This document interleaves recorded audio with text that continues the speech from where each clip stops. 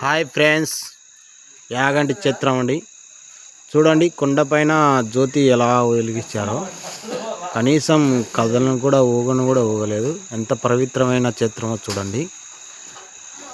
స్వామి నిజస్వరూపం ఇక్కడ వచ్చేసి చూడండి. మన ఇంట్లో వెలిగిస్తేనే 10 నిమిషాలు ఉండదు జ్యోతి. అలాంటి జ్యోతి చూడండి యాగంటి చిత్రంలో. చూడండి ఎంత చక్కగా ఉందంటే, చూడండి ఎంత చక్కగా ఉందో. గాల్లో దీపం పెట్టిన ఆరిపోలేదంటే అంత పుణ్యమైన చిత్రం కాబట్టి, అంత నిజస్వరూపం ఉన్నాడు కాబట్టి శివుడు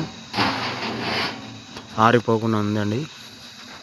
మన ఇళ్ళలో వెలిగిస్తే 10 నిమిషాలు కూడా ఉండదు. చూడండి కొండపైన ఎలా వెలిగించారో.